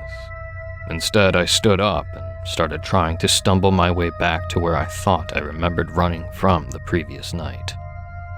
Whether because of how exhausted I was or of the utterly bizarre nature of what happened that night, my mind was in a bit of a weird haze. I couldn't remember much of anything outside of these small fragments of seeing fish people.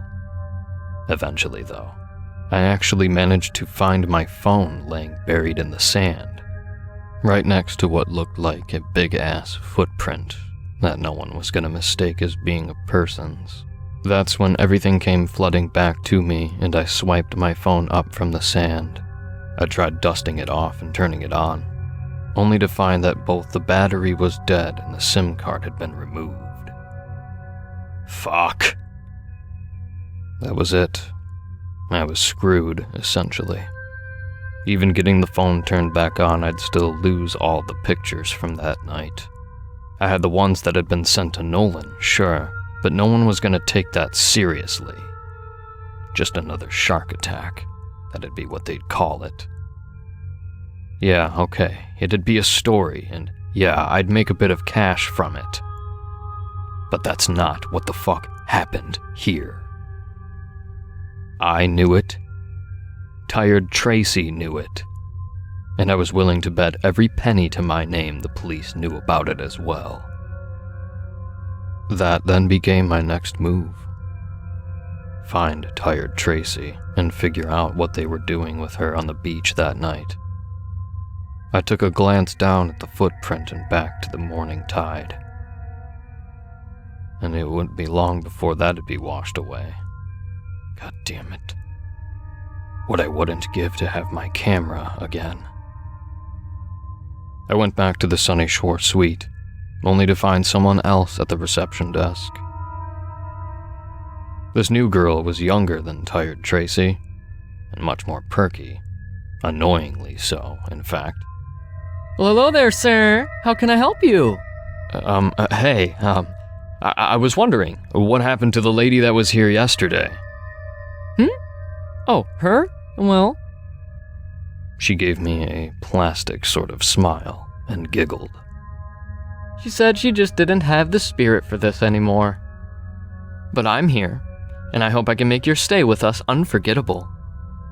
I just stood there looking at her, wondering just how much ecstasy she popped before I walked in the building. Admittedly, this further started to freak me out. Clearly something was up. Not only was Tired Tracy gone, but the alibi on its own was suspicious as all hell, made even worse by the fact that I had seen what happened on the beach. Oh, well, in that case, I'll be heading back to my room. I chuckled nervously before turning and heading toward the room. Behind me, I heard the new girl call out.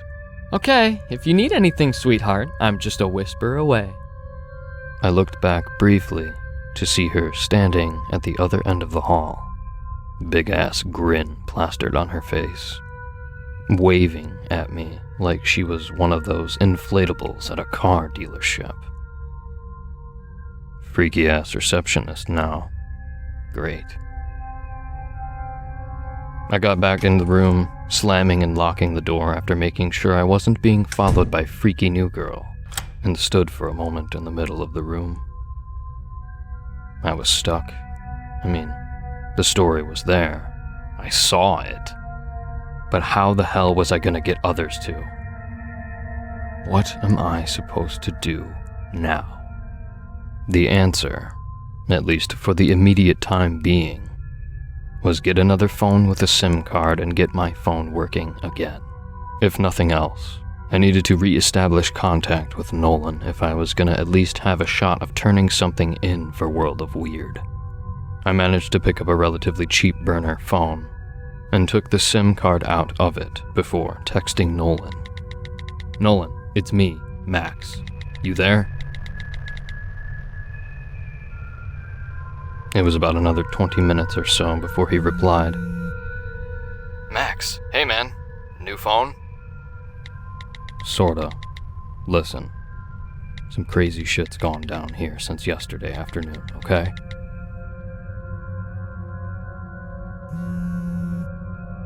What kind of shit? Dude, if I try to explain it here, I'm gonna end up having a fucking brain hemorrhage, okay? Just trust me. It's beyond FUBAR here.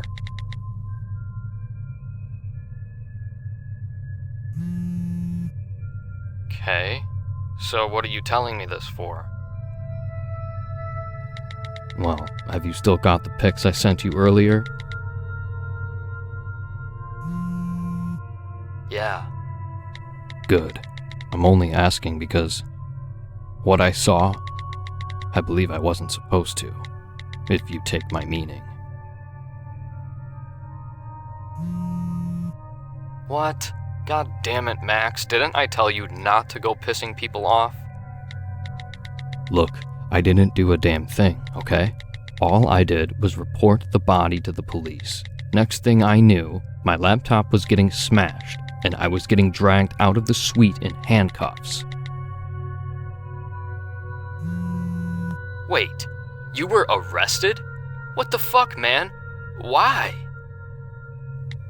I don't know. All I know is, after that, they confiscated my camera and the photos. And now, after what the fuck happened last night, now the few extra pics I managed to snag are gone. That's why I wanted to make sure you still had a copy of them.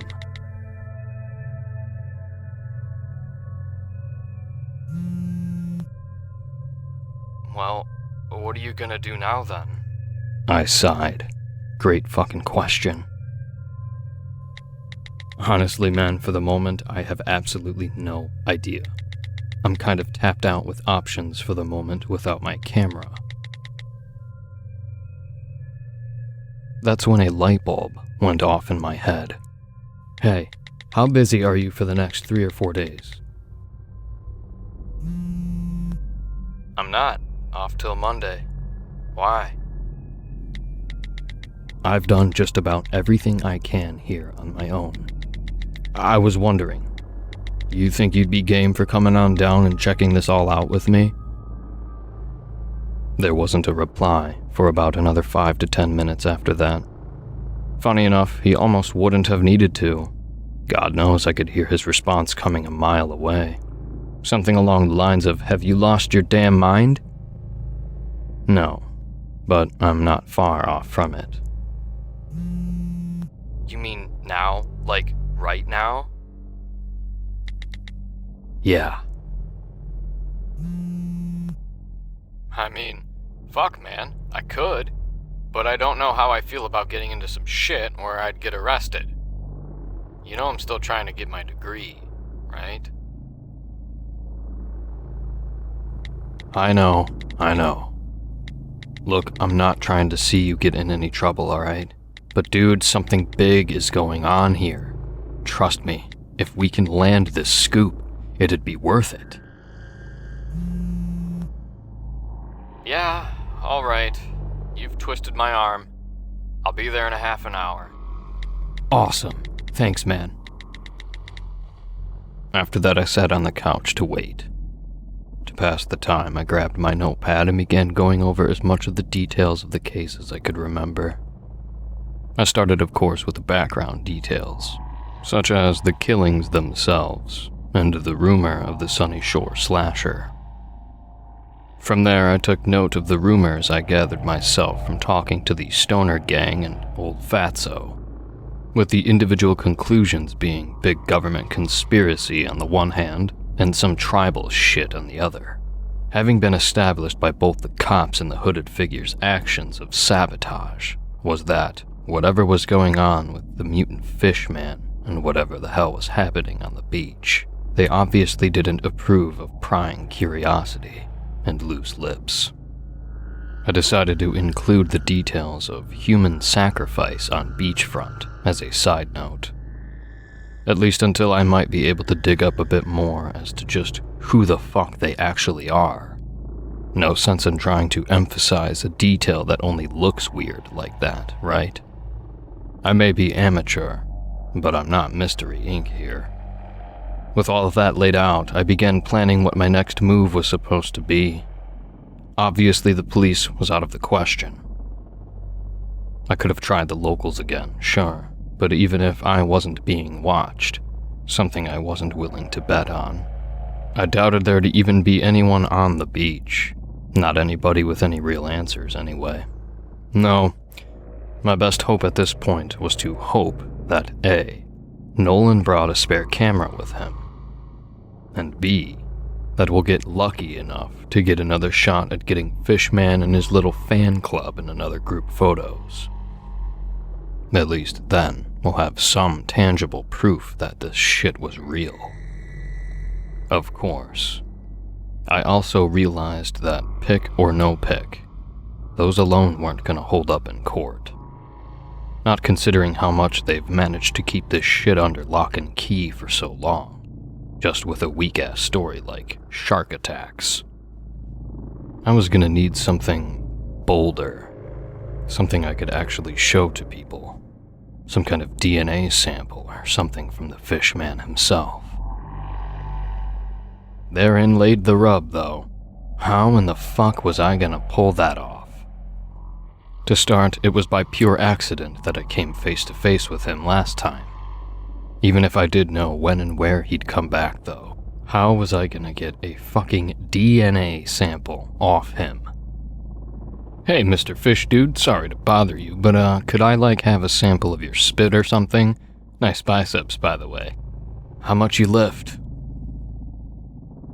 Yeah, I'd be that charming. So trying to confront him directly was out of the question. But then, what was my next option? Well, the answer to that actually hit me out of the blue. Talk to the stoner kids again. I know you're probably wondering just how the hell that was supposed to help. Believe me, at first I was right there with you. But the longer I kept sitting there, replaying the incident in my head, the more and more they began to stand out to me. Think about it. Sure, most people could have passed them off as just that, dumbass kids. Just like how the murders themselves could be so easily waved off as shark attacks. Or like how just photos of the fish cult on the beach could, and likely would, get waved right off as group cosplay of Lovecraft on the beach, or some horse shit like that. But I could see something else. They were there, all of them, giving absolute bullshit stories. Again, in of itself, no red flag. Until you take into consideration that they likely didn't believe that story themselves. They were afraid of me when I wanted to ask them about the murders. Like I said before, I just thought it was because they thought I was there to bust them over a little bit of Mary Jane. But what if it was something else? What if they, too, were afraid of me finding out something? It's a long shot, sure, but what if? Just maybe, they were in on the whole situation. Not only that, but what if perhaps they were in cahoots with the trigger-happy cops? The more I thought about it, the more it seemed to start making sense to me. The problem again, though, was just how in the hell was I going to actually prove that? Moreover, what was it going to cost me to do so?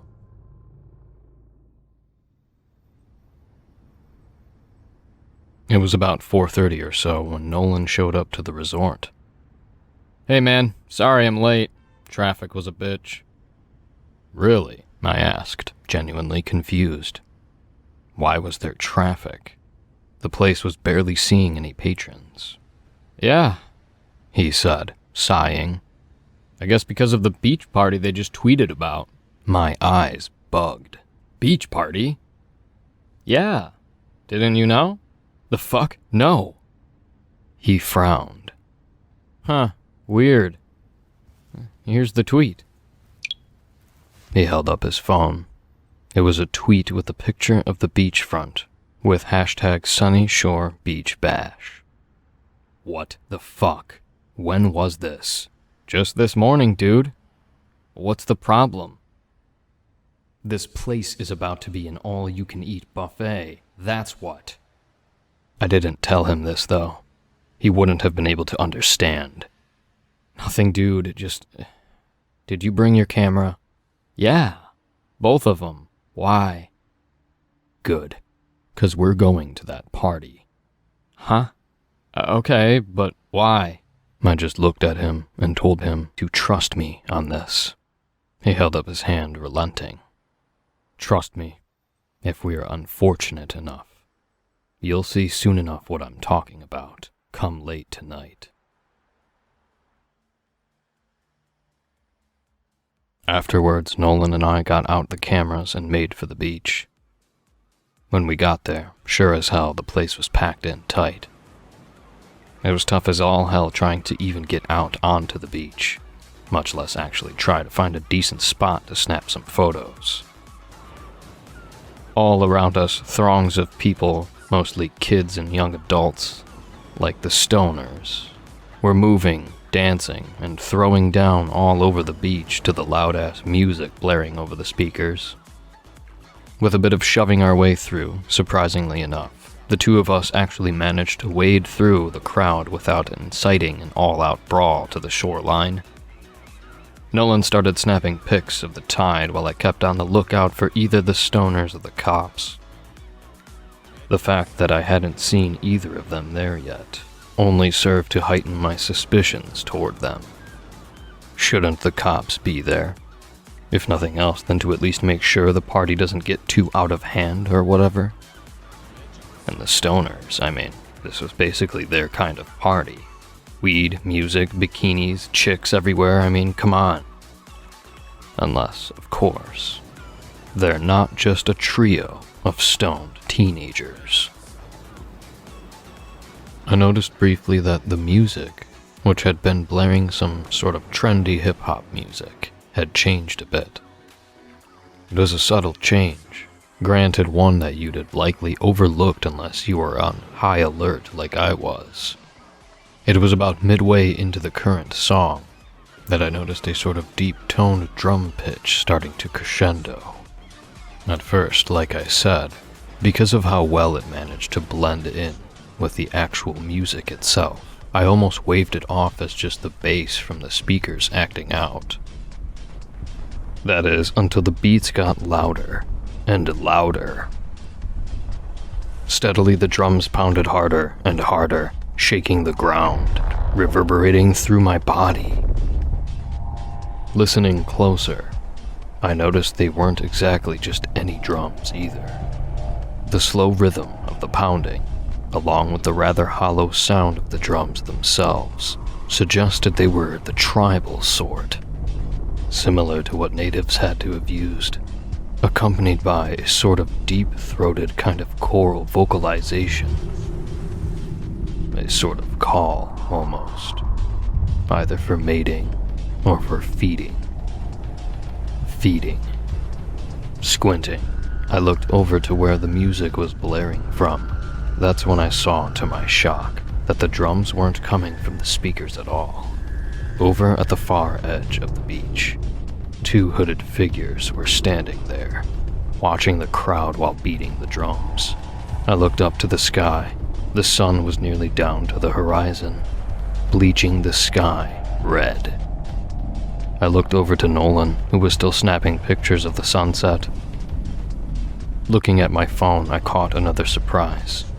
It was only 5:15. The sun shouldn't have been going down for at least another hour or so. The drumbeat really began picking up then. Somehow, people weren't seeming to notice. I, however, noticed the way in which the chorus escalated from guttural throat singing to an almost ear-splitting shrieking noise, similar to the ones I'd heard from the masked man the night before. I noticed it was also a little more distanced from the beach, despite still sounding so clear, at least to me anyways. Then I spotted him, the masked man, standing at the top of one of the lifeguard decks with his arms outstretched. I noticed this time he had a staff or something similar in his hands as well. Whatever the hell it was glowing. I wondered what the hell it could be before crumbling to my knees and covering my ears. The masked man screeched, and it rang in my ears so hard, I would have sworn he was taking a power drill straight to my ear. No matter how tightly I pressed my hands to my ears either, I couldn't muffle it a single bit. It was like the man's screeching wasn't actually in my ears at all. Like it wasn't actually something I was hearing, but instead something I was sensing, if that makes any sense at all. As evidenced by the fact that, again, no one else could hear this. The screeching eventually took on a sort of discordant effect in my ears, like it was being passed through a fan or something. That's also when I began to hear words, or at least some kind of articulation similar to words, whispering to me. To try and pronounce the actual words themselves would be a nightmare, trust me. To imagine what you'd think of a snake underwater would sound like trying to form words. And well, you'd have an idea of what it sounded like. Understanding or not of what it sounded like, though, I'd have been damned if I had any clue as to what any of it meant. What was even more nerve-wracking was the question of why I was the only one hearing it. I felt myself being shaken. Hey man, you okay? A faint voice asked. Because the man's weird screeching was still running rampant, it was almost half a minute before my mind could even register the kid's voice. I looked up to see him standing over me, gently shaking me by my shoulder. I saw others begin to crowd around me. The screeching slowly dissipated, and I could start to hear the music and chatter more clearly again. I looked around, seeing about at least 25 or 30 people gathered around, staring worriedly at me. Is he okay? Do we need to get the paramedics out here? Are you okay, sir? Repeated the kid standing over me, exchanged another passing glance at the group around me, and replied, Yeah, I'm fine. I then slowly made my way back up to my feet with the kid's help. Once back up, I looked around again. The sky was half dark now. The masked man was still there, standing on the pier, now with his arms by his sides. What the fuck was happening to me? I wondered. I could see both the masked man and his 3 druids were all facing the ocean. Facing me, almost. Or so it looked and felt anyways. My heart began racing, and I pushed my way through the crowd to find Nolan. I was stopped again, though, when another roar blasted through the air. This one was deeper. Earth shaking, and this time I wasn't the only one who heard it either. People everywhere swung their heads toward the ocean where it came. I could hear them anxiously whispering and crying out. Not me, though. I was trying to get Nolan.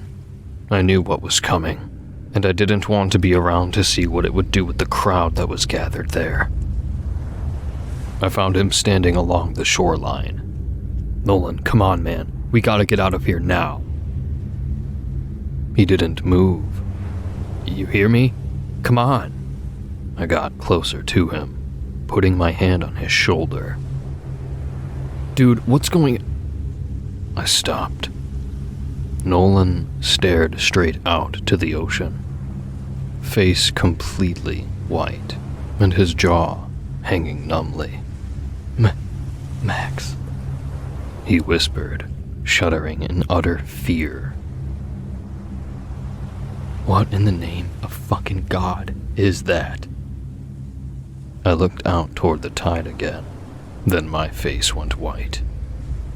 Just a few miles out from the shoreline, approaching rapidly, was the largest webbed dorsal fin I'd ever seen cutting viciously through the water. Oh Jesus, it's here. I turned to Nolan. Listen, take a photo of it, then we gotta get these people off the beach, understand? He stood still. I could feel him quivering in fear. I grabbed hold of him and shook him. Nolan, hey, stay with me. Do you understand? Huh? He said, snapping from his trance. He exchanged another look toward the ocean and back to me. The fin was mere feet away, coming in hot. Yeah, he said finally, raising his camera. I got ya. I turned right as he snapped the photo. Everyone, we have to get out of here, now! They all stood staring frightened. Come on! Max? Nolan cried from behind me. I spun around and saw that Fish Man had risen from the water. He leered down at Nolan. Nolan! Get out of there! It was too late, though. Nolan had just enough time to spin around on his heels and attempt to run before the fish monster wrapped its entire webbed hand around Nolan's head, jerking him backward. I was about to rush over to somehow try and help him, but before I could even take 2 steps, the creature had Nolan gorilla pressed above its head, and in another flashing instant, effortlessly ripped his head and neck away from his shoulders. That's when the crowd around me finally erupted into a cacophony of shrill screams. Hordes of people began clamoring over each other, frantically fleeing from the beach. I was paralyzed and, more than anything, disgusted. I wanted to throw up right there on the beach until there wasn't anything left in me. But at the same time, I felt like my stomach, as well as the rest of the muscles in my body, were just stuck. I watched Creature from Sunny Shore Resort throw its scaly head back, cramming Nolan's torso in its mouth while hurling his head like a baseball. Nolan's head landed just 4 or 5 feet away in the sand, immediately being trampled on from the fleeing beachgoers. I finally broke out of it and took that as my cue to haul ass. Obviously, getting off the beach was a nightmare. Everywhere I looked, some poor bastard or child, yes, even some of them were children, getting stomped into the sand without a second thought. I made the mistake of looking back and saw the monster approaching, taking huge lumbering strides like he did before. It wasn't long before he was upon the crowd, grabbing people left and right, ripping them apart and roaring to the night sky above. Soon, blood and body parts were raining down all over the beach as a monsoon. I did my damnedest to ignore this, as well as the screams of terror and pain that surrounded me on all sides, and try to push onward. This all proved useless, however, as it was virtually impossible for me to break through the wall of people in front of me. I managed to make it about halfway in before I was joining the others on the ground, being trampled over. I couldn't see anything, save for sand and the soles of people's feet stoving my head in. At one point, I was sure I could hear the bones in both arms, as well as my ribcage snapping. I was laying there in the sand, coughing and wheezing, having one foot after another crush the life out of me slowly. Before too much longer, my vision began clouding over. Darkness crept upon the outlines of my vision. Stomp after stomp rained down on my head. Each time it felt like the next one would finally flatten me. Just before my vision would go completely out, I both heard and felt Fishman stomping toward me. Fuck. This is it. I blacked out after that, having taken yet another foot to the face. The way I saw it, even if by whatever miracle Fishman didn't decide to rip me apart, the constant head trauma would have done me right in. In short, imagine my surprise when I actually woke the fuck up again. Though this brought me no relief when I saw what I'd woke up to. It was pitch dark out, everything was quiet, save, of course, for the tide. I couldn't see anything at first. My head felt like it'd been stuffed with several bricks of lead, and pain made trying to move my body, especially my arms, impossible. I managed to work my way up to a sitting position and looked around. The wind was still, like it too was just too scared beyond belief to even make a sound. I shifted around, finally and painfully working my way back to my feet. I attempted to stagger forward, only to trip and faceplant over what I think was a discarded arm.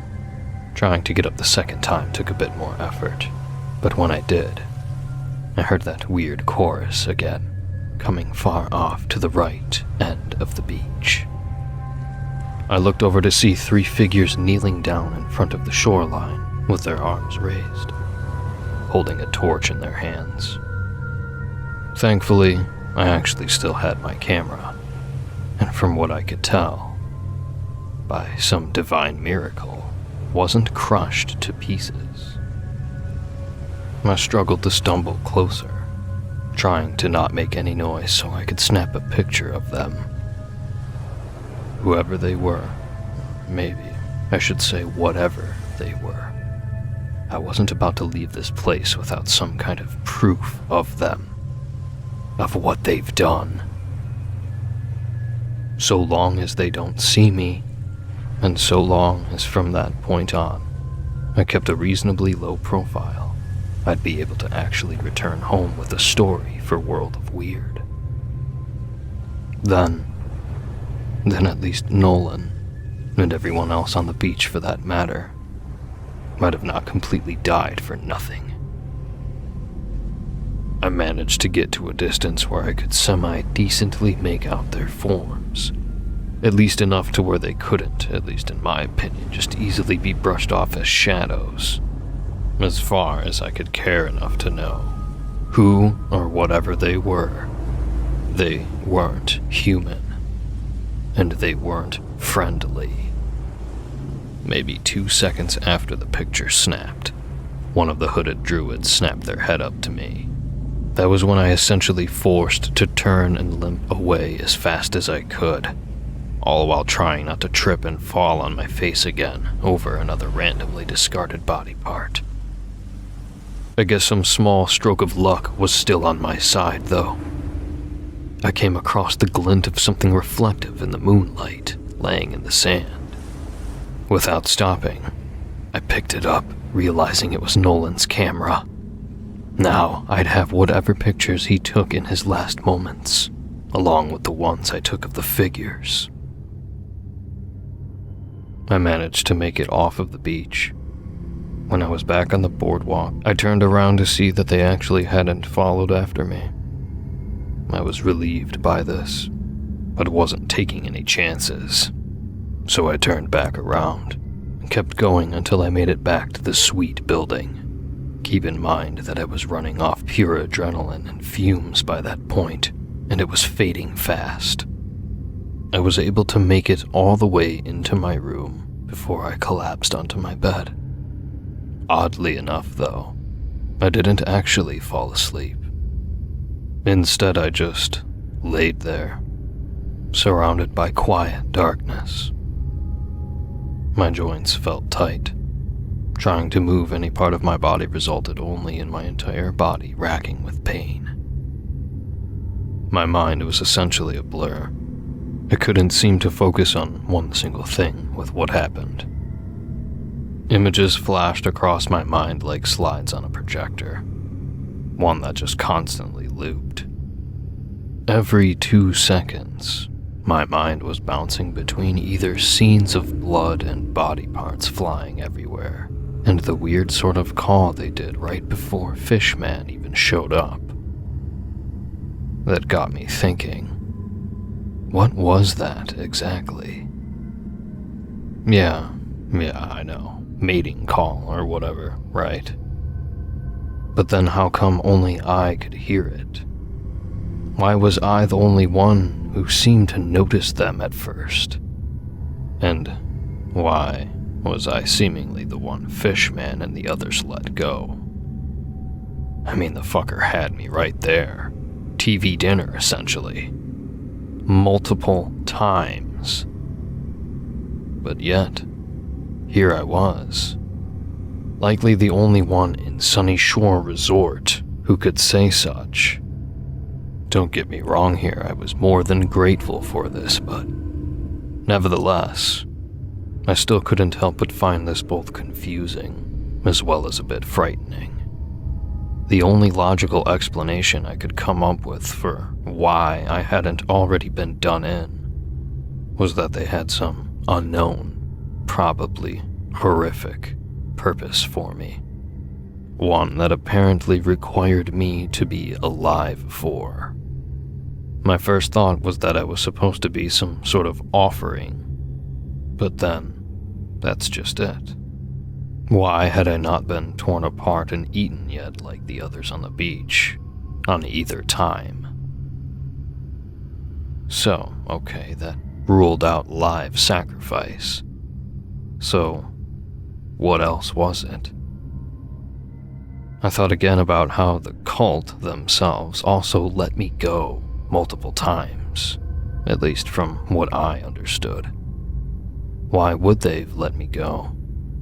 Why was I the only one who could hear their call to Fishman? The other possibility I considered was that I was left alive as a sort of messenger, spared to spread their prophecy. I would have believed this.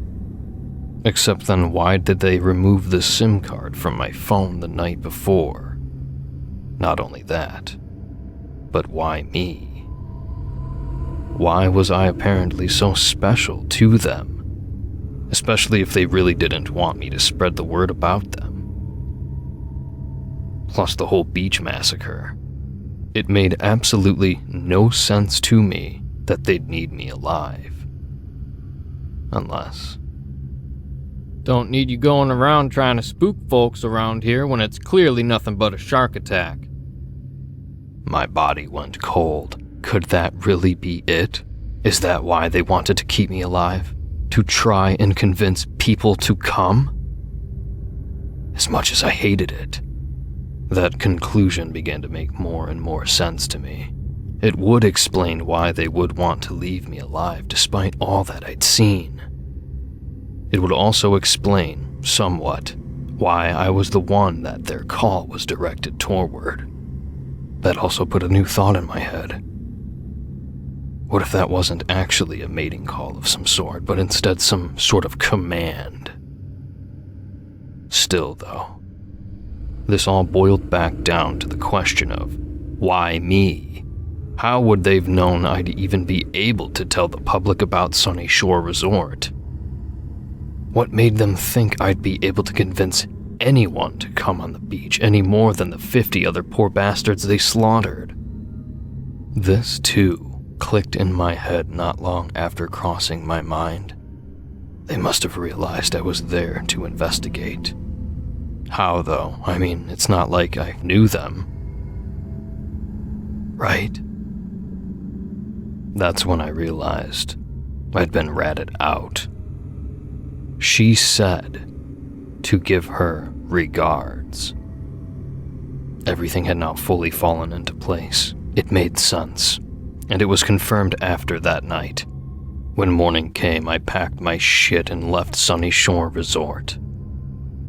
I didn't even bother with the checkout desk either. No, I just kept forward right past the new girl receptionist and out the door without a single word. And no, I still don't know what the hell happened to Tired Tracy either.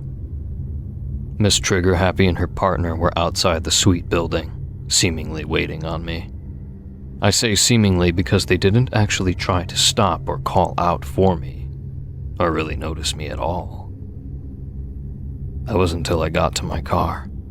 That's when I heard it again, the weird chorus from the previous night. I was beginning to panic, and when I looked over, there they were, staring daggers at me. They knew I could hear it. just like they knew on the beach that night. Just like they knew I was there to tell a story about the place. This was all back in June. I haven't been back to the place since, and if I can help it at all, that won't ever change. As I said at the start, World of Weird has already thumbed their nose up at publishing the article. No matter how much I begged, pleaded, fought tooth and fucking nail to get them to publish the story, I was hit with the same response. This piece is far too speculative without any concrete evidence to support the allegations presented. Every time I attempted to point them to the photos, including the ones I had Nolan send in before he came to the resort, before he died, they brushed them off and gave their condolences. It was illogical, all of their reasonings. But it wasn't long before it clicked in my head as to why. I realized somewhere along the way, the editor-in-chief at the press must have talked with those two cops, who undoubtedly convinced him that I was full of shit. I was told that if I was going to keep my job with the press, that I was going to have to return to Sunny Shore and find a more believable story. As you can imagine, I said to hell with it all and left the place for good. I wasn't going to do the cult's dirty work, regardless if people believed it or not. Since then, I've gotten a job as a cashier at the Mega Mart just a few miles away from my house. It sucks ass, I won't lie. But the pay is actually a bit better than the bit of cash I was scraping with the press. I still would occasionally write articles for various other magazine companies, but I'd never tried publishing this story again, until now. See, it was last week, when scrolling through my phone at work, I found an article on my Google feed about a fall festival beach bash at Sunny Shore Resort. Immediately I was taken back to the night on the beach, the Sunny Shore Beach Bash. That's when I realized I couldn't give up on this story. Look, believe me here or don't, I get it. It's a lot to take in. But if there's anything you can gain from this, if nothing else, it's that there's something vicious on the beach at Sunny Shore Resort. It's not a serial killer, and it sure as hell isn't a shark.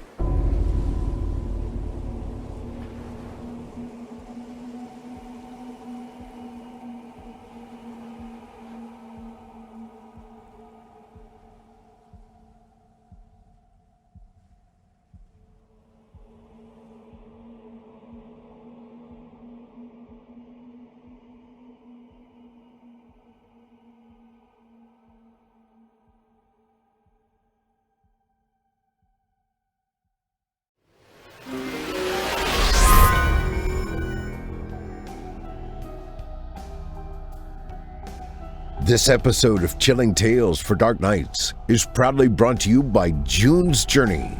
Congratulations on making it through the year, folks. And you're going to be glad you did, because 2023 begins the big American revival, a cultural revolution, free expression, knee dusters, and Dutch boy hairdos. There'll be danger, mystery, romance, and all the hidden objects a young detective like yourself could hope to find. This is on your PC or mobile device, of course. Real life is a little more up in the air. But who needs real life? All you need to relive the 20s of old is my favorite murder mystery / hidden object game since the days of Prohibition, June's Journey. Let me tell you about it. You and I play the starring role, June Parker, an amateur detective investigating the death of her sister. Set back in the roaring 20s, you'll investigate thousands of beautiful settings from all over the world. You'll collect clues, solve mysteries, and be rewarded handsomely all the way.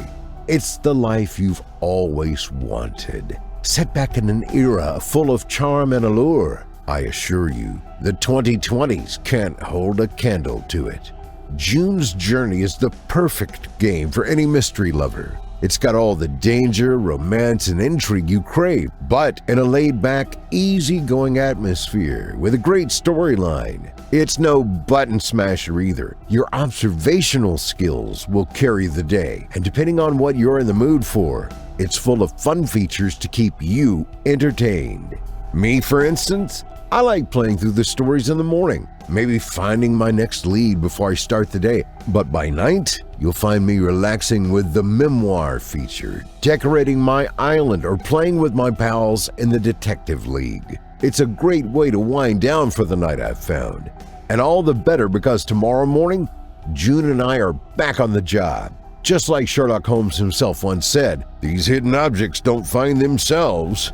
So take my challenge. Play to at least Chapter 2 of June's Journey and see if you don't prefer the 20s of old. I don't want to blow it, but let's just say you'll be encountering an intriguing character, and it'll be up to you to decide whether he's a friend or a foe.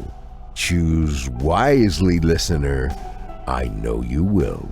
Pick up where you left off to uncover new secrets or start your investigation today and download June's Journey. Available on Android and iOS mobile devices, as well as on PC through Facebook Games. Thank you for your support and for supporting our valuable sponsors.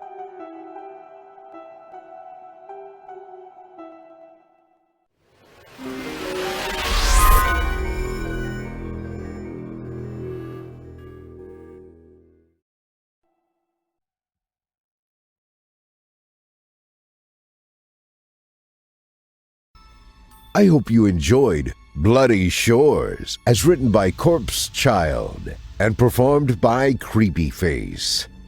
Corpse Child is 21 years old with a fascination with the art of terror and the macabre.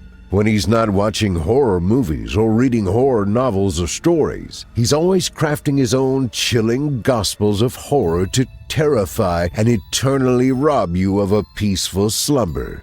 Currently, he publishes most of his work to Reddit under his pen name Corpse Child.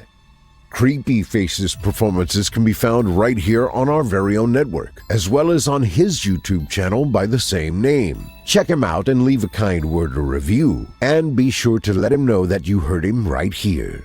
You won't be sorry that you did. As for me, I'll be right here next week.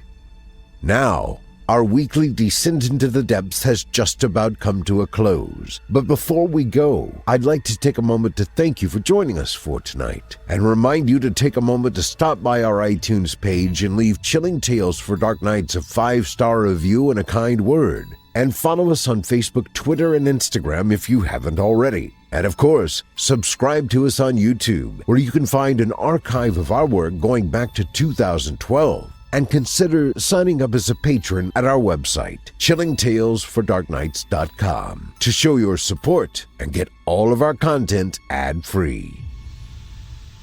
I'm your host of the evening, Steve Taylor, and it's been a pleasure. Tune in again next week when we once again turn off the lights and turn on the dark. Sweet dreams, listener.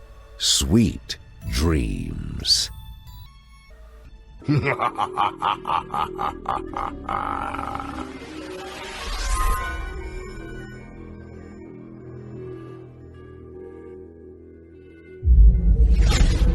Chilling Tales for Dark Nights.